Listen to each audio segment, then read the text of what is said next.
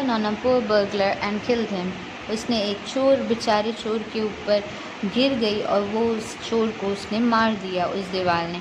You have killed an innocent man. तुमने एक बेकसूर की जान ली है. You will have to be punished.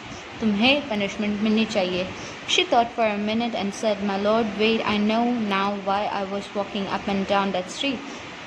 मुझे ये चीज़ याद आ रही है मिलॉर्ड कि मैंने ये क्यों किया था, मैं वहाँ पर क्यों आ जा रही थी. I had given my gold to the goldsmith to make some jewelry for me. मैंने अपना सोना सुनार को दिया था उस दिन ज्वेलरी बनाने के लिए. He was a lazy scoundrel.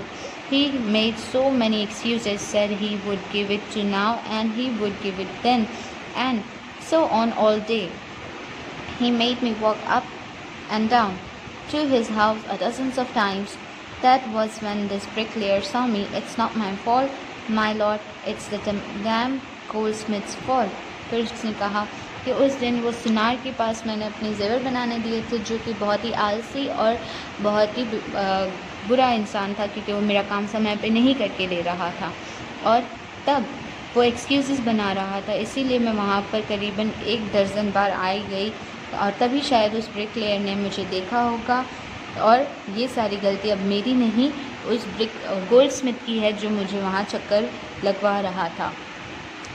Poor thing, she is absolutely right. क्या कर सकते हैं, अब वो बिल्कुल सही कह रही है. Thought the king. राजा ने सोचा. Weighing the evidence, we have got the real culprit at last. चलो अब फाइनली हमें वो culprit मिल गया, यानी कि वो गुनहगार मिल गया. Get the goldsmith wherever he is hiding. उस सुनार को ढूंढो जहाँ भी वो छुप रहा हो. At once, एक बार में ही ले आओ. The king's bailiff search for the Goldsmith. उनके राजा के सभी लोग जो थे उन्होंने सुनार को ढूंढना शुरू किया. हुआ was hiding in a corner of his shop, जो अपनी दुकान के कोने में छुपा हुआ था. When he heard the accusation against him, जब उसने अपने खिलाफ एक accusation के बारे में सुना. He had his own story to tell. उसके पास भी अपनी कहानी थी सुनाने के लिए. My lord, he said, I'm a poor goldsmith. मेरे राजा, मैं एक तो गरीब सुनार हूँ. It's true, I made this dancer come many times to my door. I gave her excuses because I couldn't finish making her jewelry before I finished the rich merchant's order.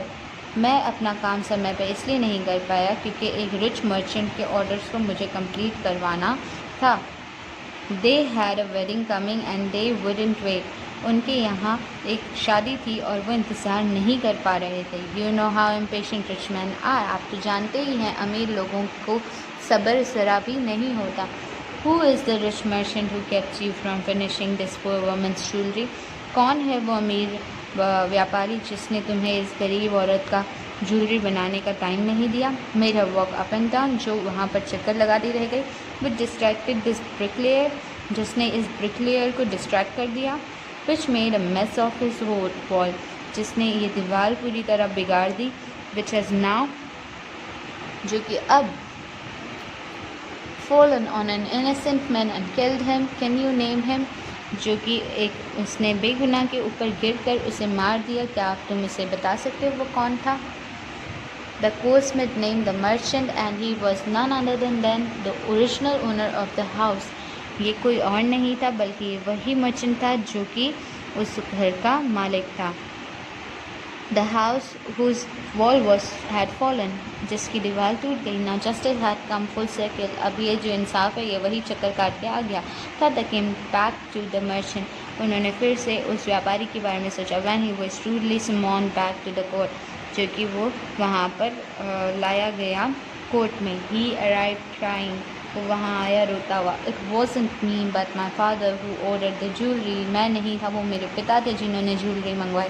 He is dead, I am innocent. वो तब मर चुके हैं और मेरा इसमें क्या कसूर है, मैं बेगुनाह हूँ.